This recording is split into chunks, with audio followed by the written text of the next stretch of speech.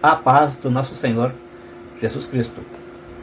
Novo ano, novo trimestre, nova revista. Estamos dando início à lição de número 1 da nossa Escola Bíblica Dominical, a lição que tem por nome O Mistério da Santíssima Trindade.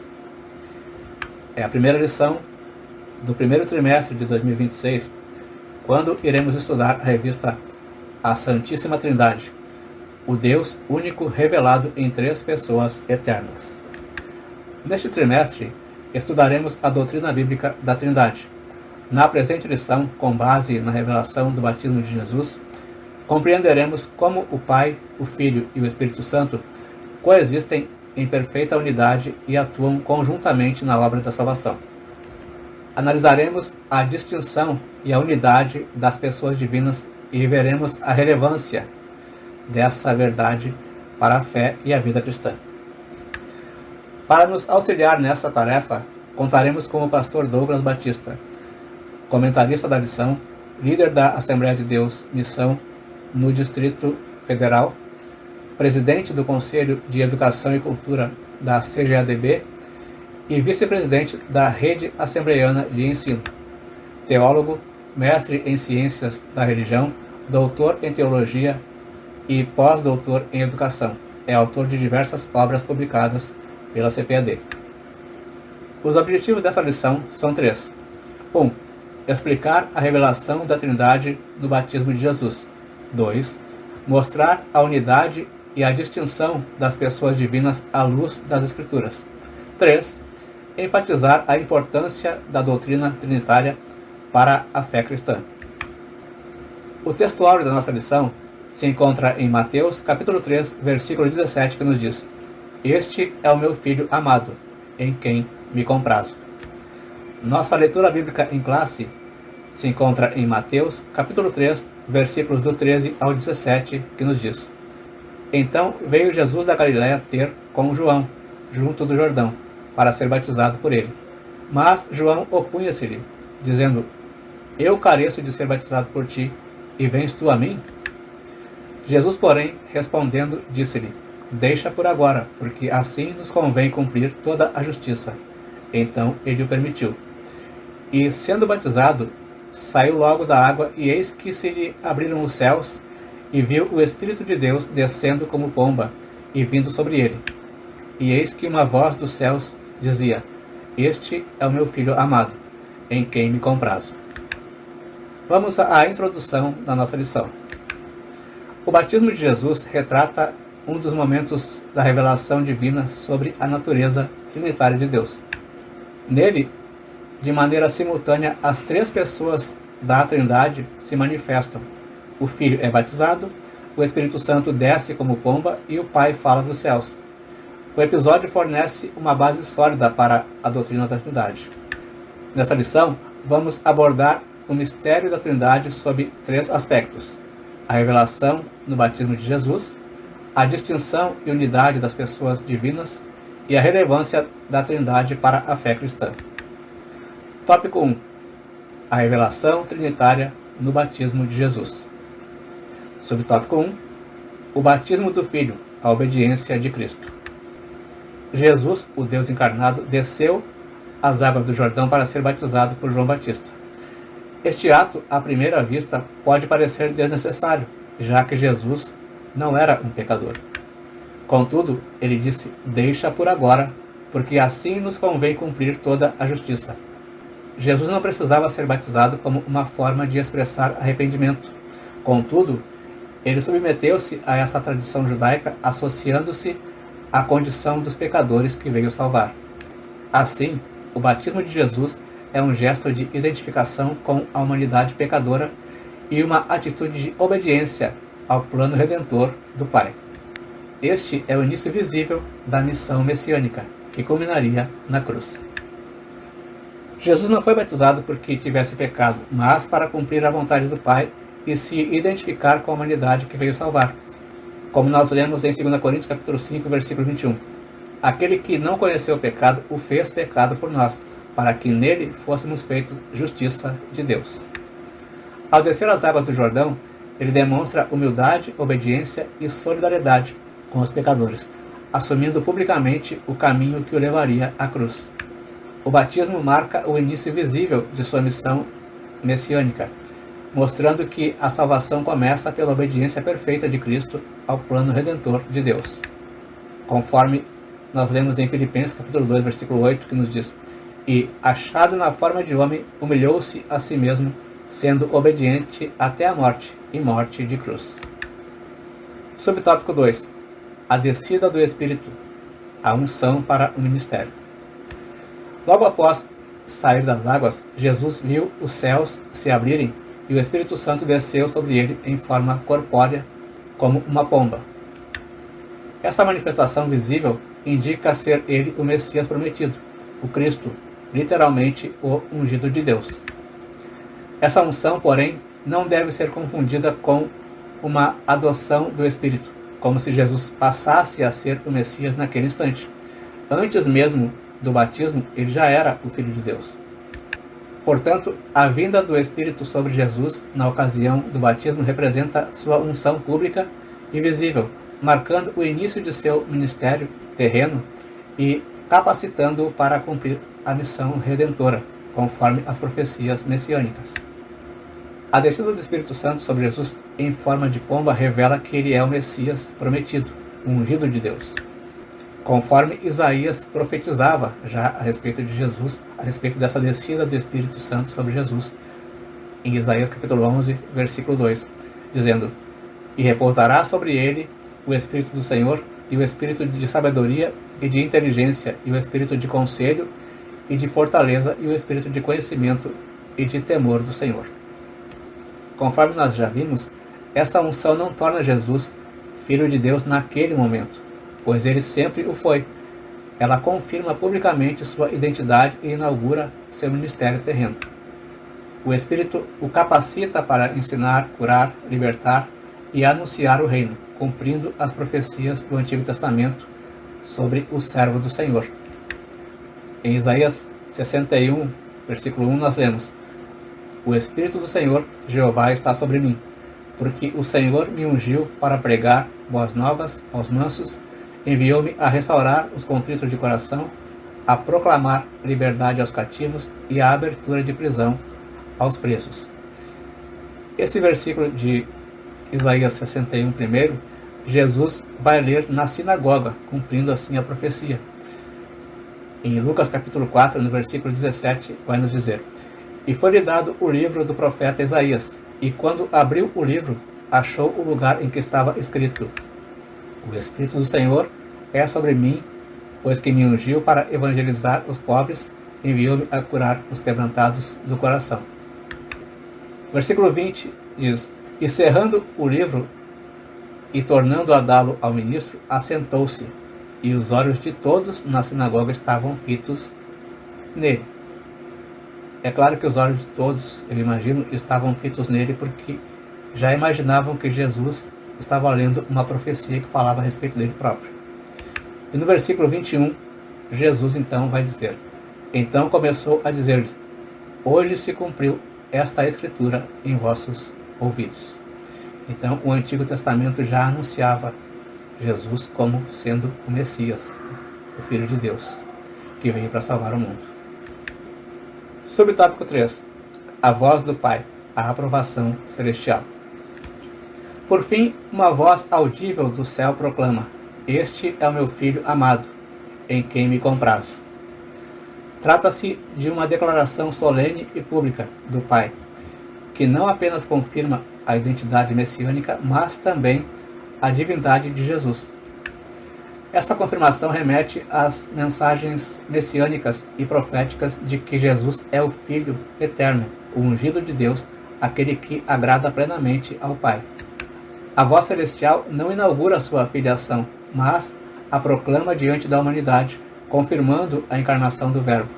Desse modo, a voz de Deus no batismo autentica não somente a missão redentora de Jesus, mas ainda demonstra sua filiação divina. Ele é o Filho em quem o Pai tem completo prazer. A voz do Pai, vinda do céu, declara de forma clara e solene que Jesus é o Filho amado, aquele que plenamente agrada a Deus.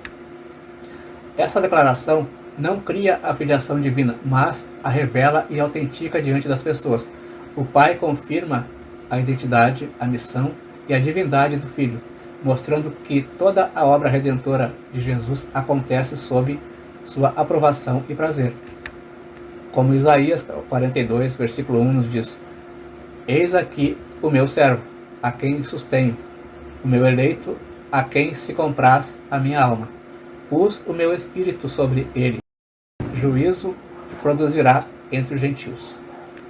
Aqui vemos Deus Pai, Filho e Espírito Santo atuando juntos, revelando a Trindade em perfeita harmonia. Tópico 2. A distinção e a unidade das pessoas divinas. Subtópico 1. Unidade e distinção pessoal. A doutrina da Trindade afirma que Deus é uma só essência, mas subsiste em 3 pessoas distintas. A obra da redenção, por exemplo, é trinitária em sua essência.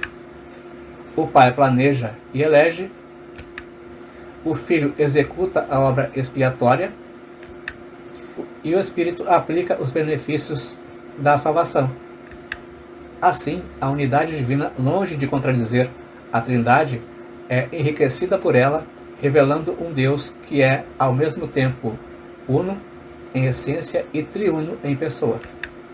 O Deus bíblico não é uma unidade absoluta, monolítica ou impessoal, mas sim uma unidade composta e dinâmica, eternamente subsistente em 3 pessoas distintas, Pai, Filho e Espírito Santo. A doutrina da Trindade ensina que Deus é um só em essência, mas 3 em pessoas, Pai, Filho e Espírito Santo. Essas pessoas não são partes de Deus, nem deuses diferentes, mas compartilham plenamente a mesma natureza divina. Isso fica claro na obra da salvação.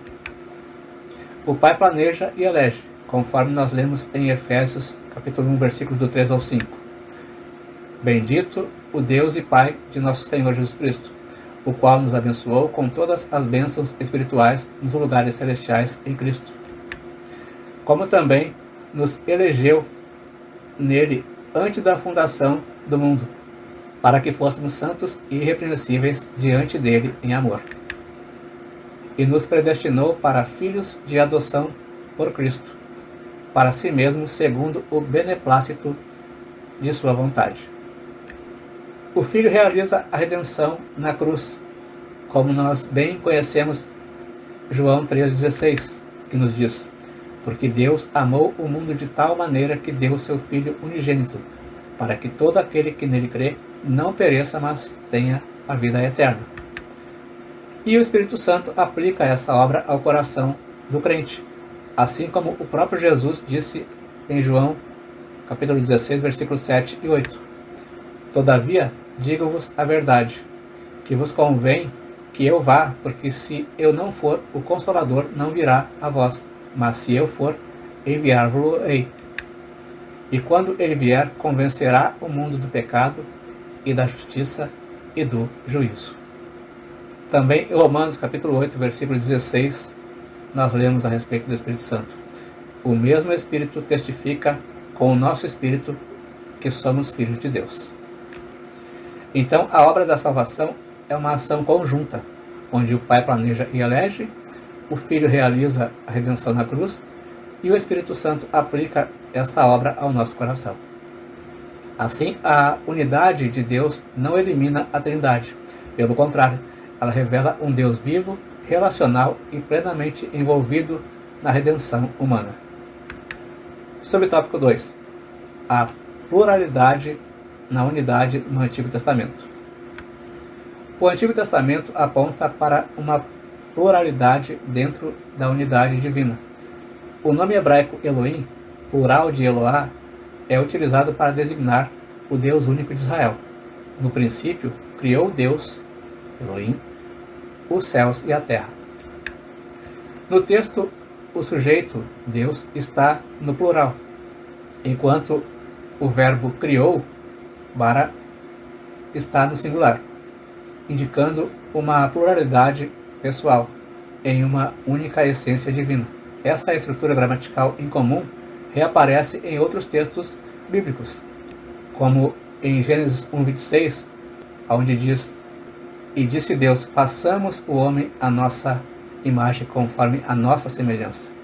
Também Gênesis 3:22 vai dizer ali: "Então disse o Senhor Deus, eis que o homem é como um de nós, sabendo o bem e o mal."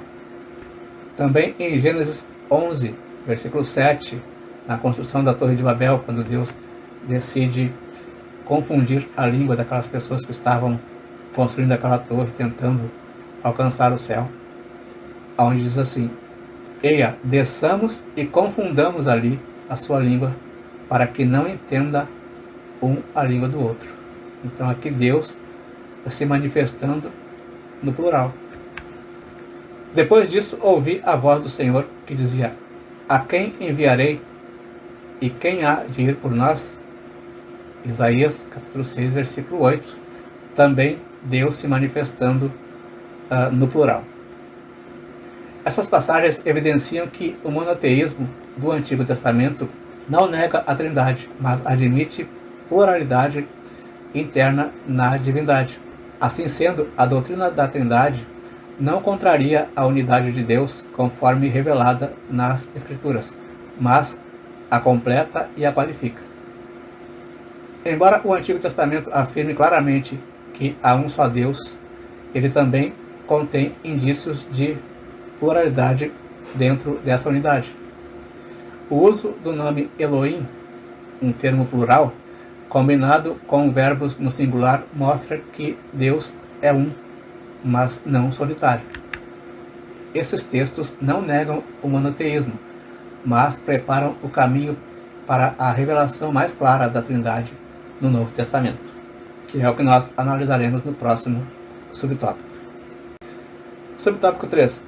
A Trindade explicitada no Novo Testamento.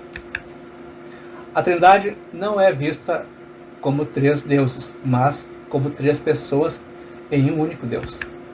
Por exemplo, na fórmula batismal, batizando-os em nome do Pai, e do Filho e do Espírito Santo. O substantivo singular nome indica uma só essência, seguida por três pessoas distintas.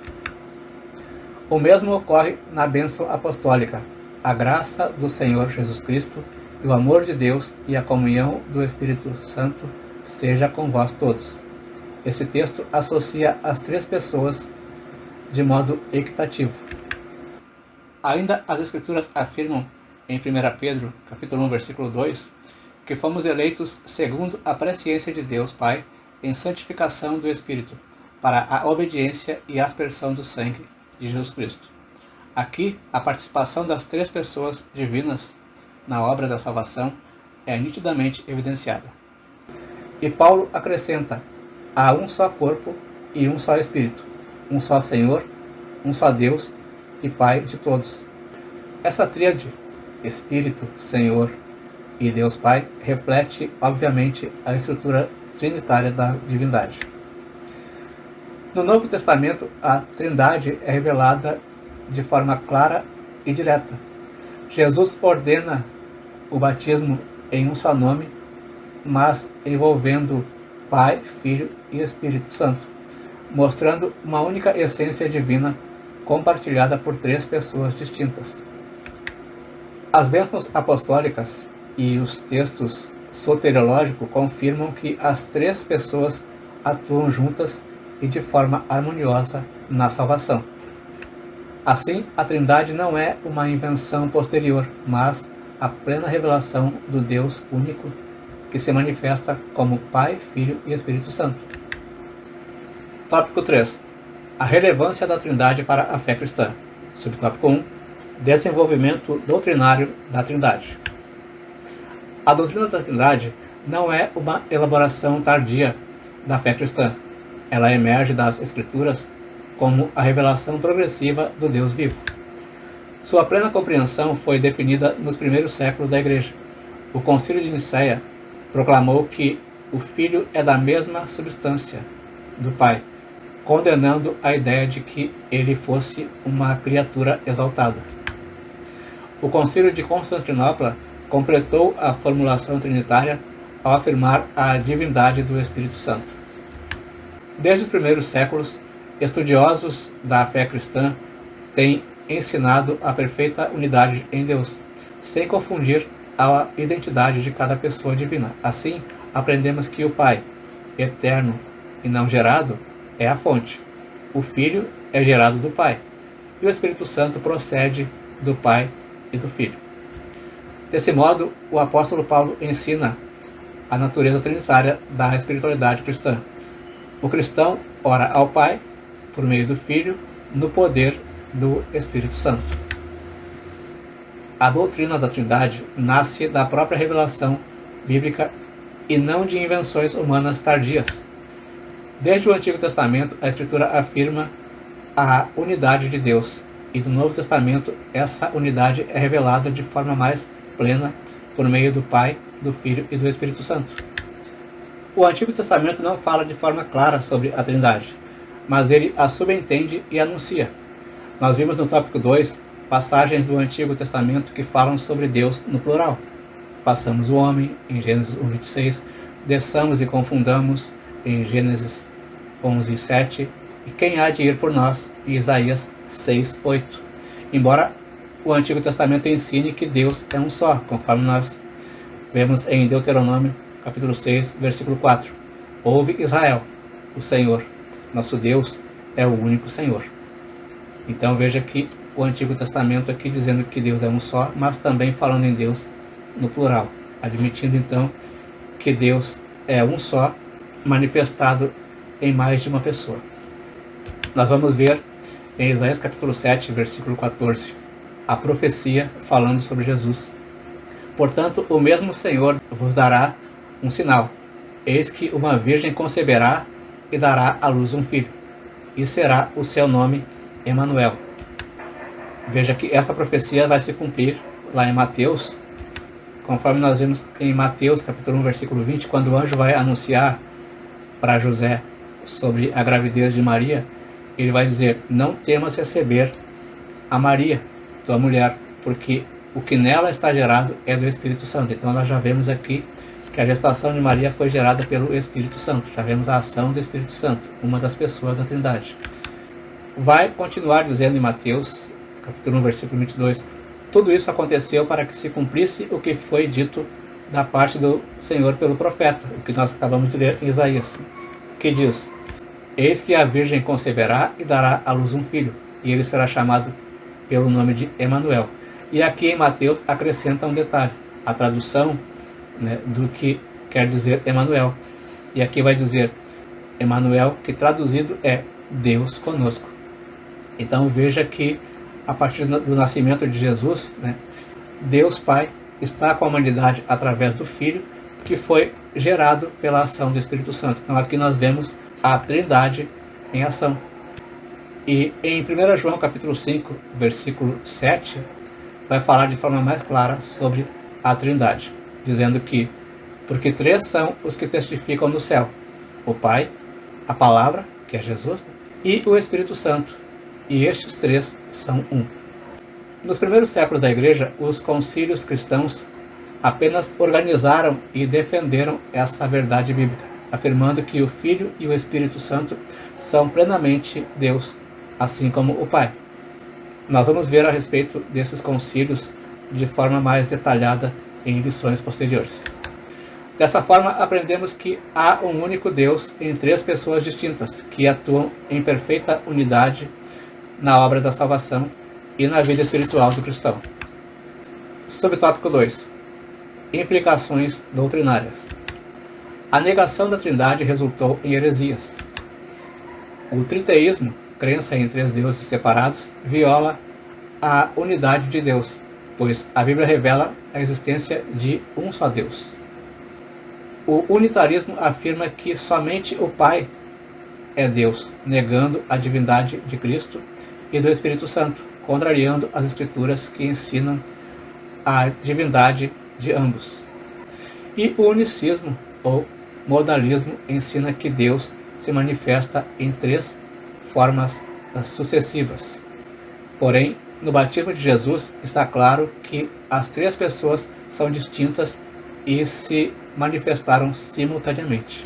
Assim sendo, o monoteísmo bíblico ensina que há um só Deus que subsiste em três pessoas distintas. A compreensão distorcida dessa doutrina tem sérias implicações para a salvação, e a vida eterna é esta, que conheçam a Ti só por único Deus verdadeiro e a Jesus Cristo, a quem enviaste. A doutrina da Trindade é inseparável do Evangelho, pois o Deus que salva é o mesmo Deus que se revela. Quando a doutrina da Trindade é negada ou distorcida, surgem heresias que comprometem a fé cristã. O triteísmo nega a unidade de Deus, afirmando que Pai, Filho e Espírito Santo são três deuses separados e distintos. O unitarismo rejeita a divindade de Cristo e do Espírito Santo, atribuindo divindade somente ao Deus Pai. E o unicismo confunde as pessoas divinas, negando a sua distinção. A Bíblia, porém, ensina claramente que Deus é um só em essência e três em pessoas. Nós vamos ver sobre essas heresias de forma mais detalhada nas lições posteriores. Conclusão. Compreender a Trindade é fundamental para manter a fidelidade doutrinária. Ela não apenas protege a integridade da revelação de Deus, mas também sustenta toda a estrutura da salvação. Crer na Trindade é crer no Deus que salva e que se manifesta plenamente como Pai, Filho e Espírito Santo. Por isso, a doutrina da Trindade deve ser confessada, celebrada e ensinada como um fundamento inegociável da fé cristã. Aqui encerramos o estudo desta lição. Fique na paz do nosso Senhor Jesus Cristo.